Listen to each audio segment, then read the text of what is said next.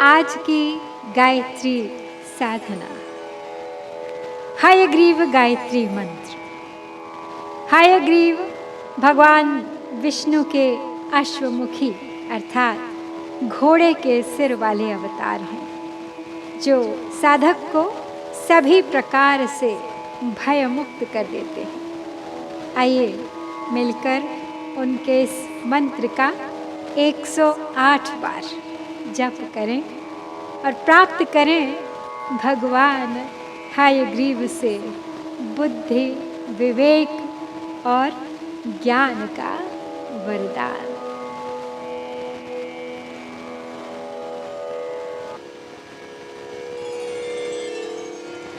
ओम वागीश्वराय विद्महे हयग्रीवाय धीमहि तन्नो हयग्रीवः प्रचोदयात्। ओम वागीश्वराय विद्महे हयग्रीवाय धीमहि तन्नो हयग्रीवः प्रचोदयात्। ओम वागीश्वराय विद्महे हयग्रीवाय धीमहि तन्नो हयग्रीवः प्रचोदयात्। ओम वागीश्वराय विद्महे हयग्रीवाय धीमहि तन्नो हयग्रीवः प्रचोदयात्। ओम वागीश्वराय विद्महे हयग्रीवाय धीमहि तन्नो हयग्रीवः प्रचोदयात्। ओम वागीश्वराय विद्महे हयग्रीवाय धीमहि तन्नो हयग्रीवः प्रचोदयात्। ओम वागीश्वराय विद्महे हयग्रीवाय धीमहि तन्नो हयग्रीवः प्रचोदयात्। ओम वागीश्वराय विद्महे हयग्रीवाय धीमहि तन्नो हयग्रीवः प्रचोदयात्। ओम वागीश्वराय विद्महे हयग्रीवाय धीमहि तन्नो हयग्रीवः प्रचोदयात्। ओम वागीश्वराय विद्महे हयग्रीवाय धीमहि तन्नो हयग्रीवः प्रचोदयात्। ओम वागीश्वराय विद्महे हयग्रीवाय धीमहि तन्नो हयग्रीवः प्रचोदयात्। ओम वागीश्वराय विद्महे हयग्रीवाय धीमहि तन्नो हयग्रीवः प्रचोदयात्। ओम वागीश्वराय विद्महे हयग्रीवाय धीमहि तन्नो हयग्रीवः प्रचोदयात्। ओम वागीश्वराय विद्महे हयग्रीवाय धीमहि तन्नो हयग्रीवः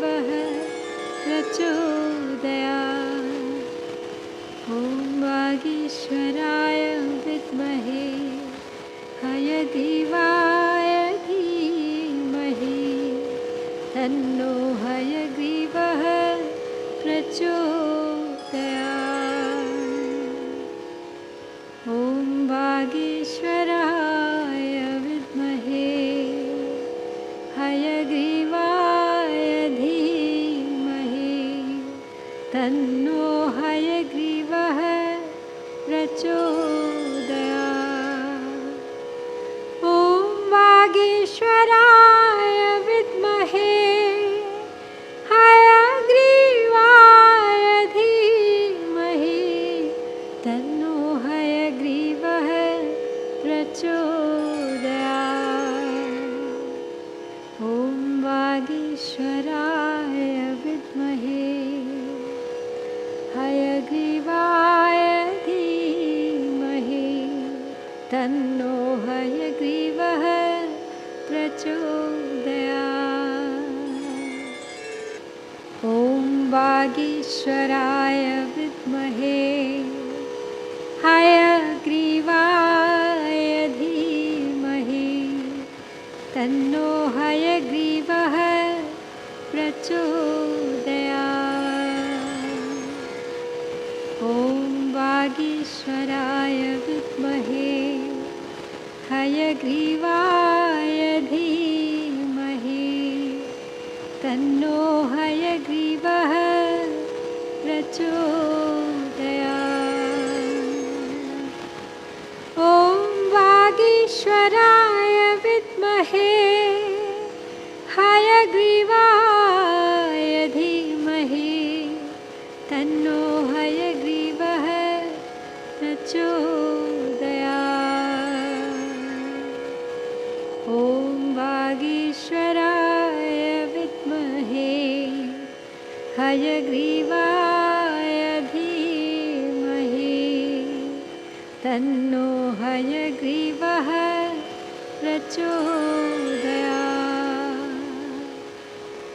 ॐ वागीश्वराय विद्महे हयग्रीवाय धीमहि तन्नो हयग्रीवः प्रचोदयात्। ॐ वागीश्वराय विद्महे हयग्रीवाय धीमहि तन्नो हयग्रीवः प्रचोदयात्। ॐ वागीश्वराय विद्महे हयग्रीवाय धीमहि तन्नो हयग्रीवः प्रचोदयात्।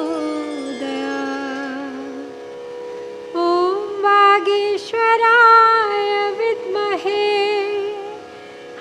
हयग्रीवाय धीमहि तन्नो हयग्रीवः प्रचोदयात्। ॐ वागीश्वराय विद्महे हयग्रीवाय धीमहि तन्नो हयग्रीवः प्रचोदयात्। ॐ वागीश्वराय विद्महे हयग्रीवाय धीमहि तन्नो हयग्रीवः प्रचोदयात्। ॐ वागीश्वराय विद्महे हयग्रीवाय धीमहि तन्नो हयग्रीवः प्रचोदयात्। ॐ वागीश्वराय विद्महे हयग्रीवाय धीमहि तन्नो हयग्रीवः प्रचोदयात्। ॐ वागीश्वराय विद्महे हयग्रीवाय धीमहि तन्नो हयग्रीवः प्रचोदयात्। ॐ वागीश्वराय विद्महे हयग्रीवाय धीमहि तन्नो हयग्रीवः प्रचोदयात्। ॐ वागीश्वराय विद्महे हयग्रीवाय धीमहि तन्नो हयग्रीवः प्रचोदयात्। ॐ वागीश्वराय विद्महे हयग्रीवाय धीमहि तन्नो हयग्रीवः प्रचोदयात्। ॐ वागीश्वराय विद्महे हयग्रीवाय धीमहि तन्नो हयग्रीवः प्रचोदयात्। ॐ वागीश्वराय विद्महे हयग्रीवाय धीमहि तन्नो हयग्रीवः प्रचोदयात्। ॐ वागीश्वराय विद्महे हयग्रीवाय धीमहि तन्नो हयग्रीवः प्रचोदयात्। ॐ वागीश्वराय विद्महे हयग्रीवाय धीमहि तन्नो हयग्रीवः प्रचोदयात्। ॐ वागीश्वराय विद्महे हयग्रीवाय धीमहि तन्नो हयग्रीवः प्रचोदयात्। ॐ वागीश्वराय विद्महे हयग्रीवाय धीमहि तन्नो हयग्रीवः प्रचोदयात्। ॐ वागीश्वराय विद्महे हयग्रीवाय धीमहि तन्नो हयग्रीवः प्रचोदयात्। ॐ वागीश्वराय विद्महे हयग्रीवाय धीमहि तन्नो हयग्रीवः प्रचोदयात्। ॐ वागीश्वराय विद्महे हयग्रीवाय धीमहि तन्नो हयग्रीवः प्रचोदयात्। ॐ वागीश्वराय विद्महे हयग्रीवाय धीमहि तन्नो हयग्रीवः प्रचोदयात्। ॐ वागीश्वराय विद्महे हयग्रीवाय धीमहि तन्नो हयग्रीवः प्रचोदयात्। ॐ वागीश्वराय विद्महे हयग्रीवाय धीमहि तन्नो हयग्रीवः प्रचोदयात्। ॐ वागीश्वराय विद्महे हयग्रीवाय धीमहि तन्नो हयग्रीवः प्रचोदयात्। ॐ वागीश्वराय विद्महे हयग्रीवाय धीमहि तन्नो हयग्रीवः प्रचोदयात्। ॐ वागीश्वराय विद्महे हयग्रीवाय धीमहि तन्नो हयग्रीवः प्रचोदयात्। ॐ वागीश्वराय विद्महे हयग्रीवाय धीमहि तन्नो हयग्रीवः प्रचोदयात्। ॐ वागीश्वराय विद्महे हयग्रीवाय धीमहि तन्नो हयग्रीवः प्रचोदयात्। ॐ वागीश्वराय विद्महे हयग्रीवाय धीमहि तन्नो हयग्रीवः प्रचोदयात्। ॐ वागीश्वराय विद्महे हयग्रीवाय धीमहि तन्नो हयग्रीवः प्रचोदयात्। ॐ वागीश्वराय विद्महे हयग्रीवाय धीमहि तन्नो हयग्रीवः प्रचोदयात्।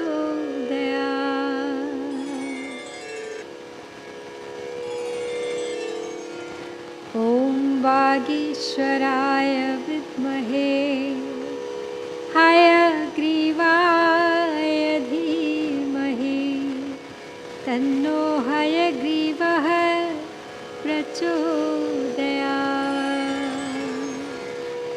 ॐ वागीश्वराय विद्महे हयग्रीवाय धीमहि तन्नो हयग्रीवः प्रचोदयात्। ॐ वागीश्वराय विद्महे हयग्रीवाय धीमहि तन्नो हयग्रीवः प्रचोदयात्। ॐ वागीश्वराय विद्महे हयग्रीवाय धीमहि तन्नो हयग्रीवः प्रचोदयात्। ॐ वागीश्वराय विद्महे हयग्रीवाय धीमहि तन्नो हयग्रीवः प्रचोदयात्। ॐ वागीश्वराय विद्महे हयग्रीवाय धीमहि तन्नो हयग्रीवः प्रचोदयात्। ॐ वागीश्वराय विद्महे हयग्रीवाय धीमहि तन्नो हयग्रीवः प्रचोदयात्। ॐ वागीश्वराय विद्महे हयग्रीवाय धीमहि तन्नो हयग्रीवः प्रचोदयात्। ॐ वागीश्वराय विद्महे हयग्रीवाय धीमहि तन्नो हयग्रीवः प्रचोदयात्। ॐ वागीश्वराय विद्महे हयग्रीवाय धीमहि तन्नो हयग्रीवः प्रचोदयात्। ॐ वागीश्वराय विद्महे हयग्रीवाय धीमहि तन्नो हयग्रीवः प्रचोदयात्। ॐ वागीश्वराय विद्महे हयग्रीवाय धीमहि तन्नो हयग्रीवः प्रचोदयात्। ॐ वागीश्वराय विद्महे हयग्रीवाय धीमहि तन्नो हयग्रीवः प्रचोदयात्। ॐ वागीश्वराय विद्महे हयग्रीवाय धीमहि तन्नो हयग्रीवः प्रचोदयात्। ॐ वागीश्वराय विद्महे हयग्रीवाय धीमहि तन्नो हयग्रीवः प्रचोदयात्।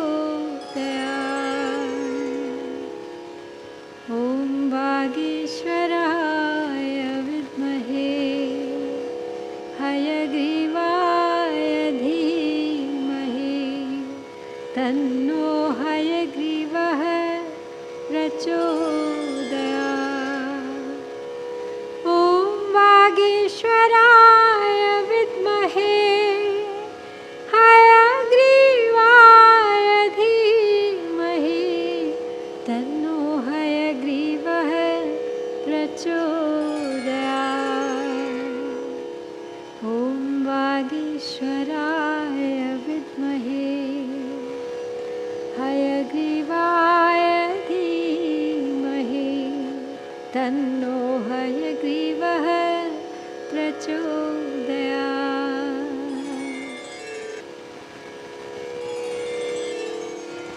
ॐ वागीश्वराय विद्महे हयग्रीवाय धीमहि तन्नो हयग्रीवः प्रचोदयात्।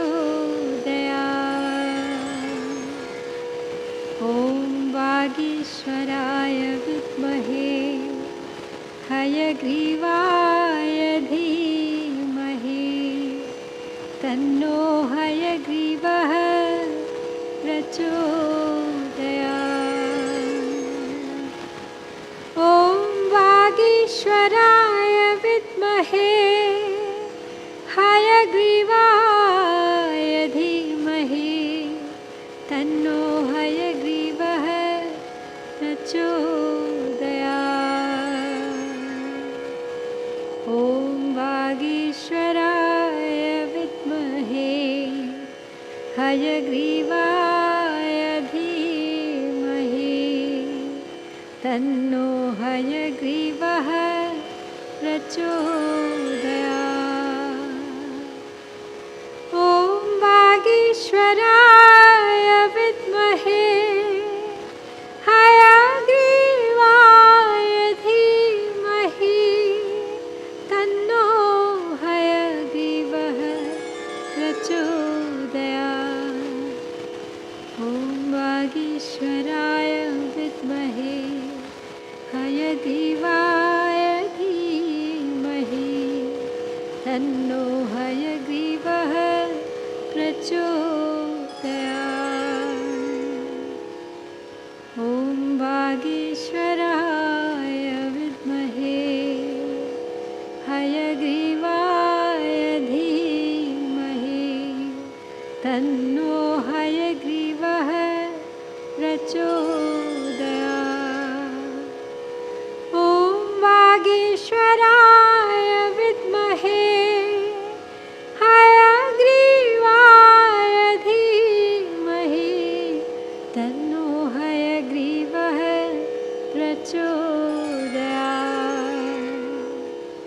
ॐ वागीश्वराय विद्महे हयग्रीवाय धीमहि तन्नो हयग्रीवः प्रचोदयात्। ॐ वागीश्वराय विद्महे हयग्रीवाय धीमहि तन्नो हयग्रीवः प्रचोदयात्। ॐ वागीश्वराय विद्महे हयग्रीवाय धीमहि तन्नो हयग्रीवः प्रचोदयात्। ॐ वागीश्वराय विद्महे हयग्रीवाय धीमहि तन्नो हयग्रीवः प्रचोदयात्। ॐ वागीश्वराय विद्महे हयग्रीवाय धीमहि तन्नो हयग्रीवः प्रचोदयात्। ॐ वागीश्वराय विद्महे हयग्रीवाय धीमहि तन्नो हयग्रीवः प्रचोदयात्। ॐ वागीश्वराय विद्महे हयग्रीवाय धीमहि तन्नो हयग्रीवः प्रचोदयात्। ॐ वागीश्वराय विद्महे हयग्रीवाय धीमहि तन्नो हयग्रीवः प्रचोदयात्। ॐ वागीश्वराय विद्महे हयग्रीवाय धीमहि तन्नो हयग्रीवः प्रचोदयात्। ॐ वागीश्वराय विद्महे हयग्रीवाय धीमहि तन्नो हयग्रीवः प्रचोदयात्। ॐ वागीश्वराय विद्महे हयग्रीवाय धीमहि तन्नो हयग्रीवः प्रचोदयात्। ॐ वागीश्वराय विद्महे हयग्रीवाय धीमहि तन्नो हयग्रीवः प्रचोदयात्। ॐ वागीश्वराय विद्महे हयग्रीवाय धीमहि तन्नो हयग्रीवः प्रचोदयात्। ॐ वागीश्वराय विद्महे हयग्रीवाय धीमहि तन्नो हयग्रीवः प्रचोदयात्। ॐ वागीश्वराय विद्महे हयग्रीवाय धीमहि तन्नो हयग्रीवः प्रचोदयात्। ॐ वागीश्वराय विद्महे हयग्रीवाय धीमहि तन्नो हयग्रीवः प्रचोदयात्। ॐ वागीश्वराय विद्महे हयग्रीवाय धीमहि तन्नो हयग्रीवः प्रचोदयात्। ॐ वागीश्वराय